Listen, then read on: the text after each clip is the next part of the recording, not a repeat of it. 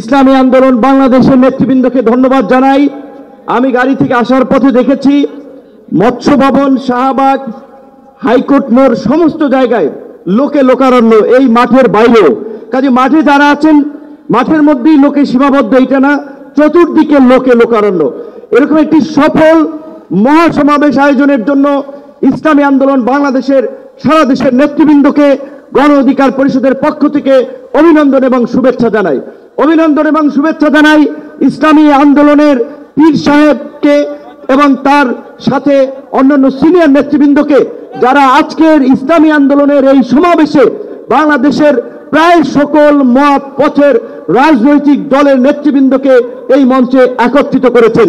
এবং আজকের এই সমাবেশ অত্যন্ত সময়োপযোগী এবং কার্যকর বিষয়ের উপরে ভিত্তি করে নির্ধারণ করা হয়েছে। আপনারা জানেন বাংলাদেশের 24-এর গণ অভ্যুত্থান পরবর্তী রাষ্ট্র সংস্কারের যে জন আকাঙ্ক্ষা তৈরি হয়েছে, শাসনতান্ত্রিক ব্যবস্থার পরিবর্তনের যে রাজনৈতিক এবং জন আকাঙ্ক্ষা তৈরি হয়েছে, সেই আনুপাতিক হারে নির্বাচনের দাবিতে আজকে বোধহয় কয়েকটি দল ব্যতীত সব দলই কিন্তু এই মঞ্চে ইতিমধ্যে হাজির হয়ে এই সংখ্যানুপাতিক নির্বাচনের পক্ষে তাদের দলীয় সমর্থন ব্যক্ত করেছে।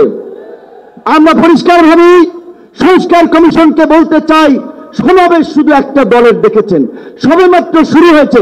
ইসলামী আন্দোলন আজকে করেছে, 19 তারিখ জামাত করবে, তারপরে গণ অধিকার পরিষদ করবে।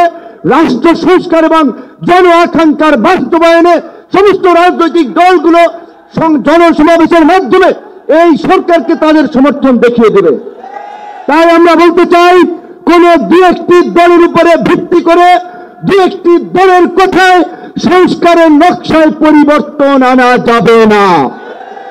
আমি সংস্কার কমিশনে বলেছিলাম, দেশ স্বাধীনের পরে ডক্টর কামাল হোসেনরা বলেছিল, আমাদের নেতা শেখ মুজিব, আমরা তো তাকে দেখে সংবিধান নির্মাণ করেছিলাম, রচনা করেছিলাম, তাকে এম্পাওয়ার করার জন্য।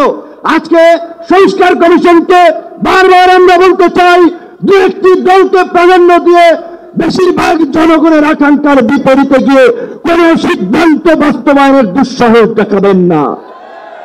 আনুপাতিক হারে নির্বাচন হলে সমস্যাটা কি? কোন সমস্যা নাই।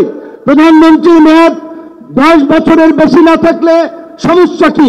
আমরা অত্যন্ত যৌক্তিকভাবে এই কথাগুলো দফায় দফায় আলোচনায় তুলে ধরছি।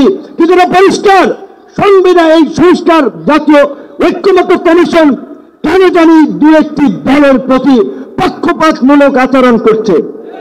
এই পিয়ার পদ্ধতি তাদের এজেন্ডাই বাদ দিয়ে তারা ঘুরাই দিল। পিয়ার থেকে উচ্চকক্ষ নিম্নকক্ষ চলে গেল।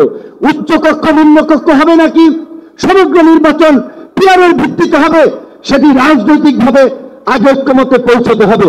একই সাথে আমি আরো একটি কথা বলতে চাই, যে পীর সাহেব সহ জামাতের নেতৃবৃন্দ তারাও বলছে, আমরাও বলছি, আজকে সারা বাংলাদেশের উপজেলা, পৌরসভা, সিটি কর্পোরেশনে স্থানীয় জনপ্রতিনিধি নাই।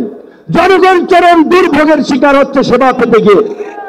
সরকারের উন্নয়নমূলক কর্মকাণ্ড ব্যাহত হচ্ছে এবং 50 বছরের যে অভিজ্ঞতা, নির্বাচনের পরে রাজনৈতিক দলগুলো এমপিরা মিলে, মন্ত্রীরা মিলে কেন্দ্র দখল করে তাদের নেতাদেরকে পুলিশ প্রশাসনকে দিয়ে জেতায়। কাজেই এই সরকারের আমলে যেমনিভাবে জাতীয় নির্বাচন হবে, একই সাথে অনতিবিলম্বে আমরা স্থানীয় নির্বাচন আয়োজনেরও দাবি জানাচ্ছি। সবাই ভালো থাকবেন। আসসালামু আলাইকুম।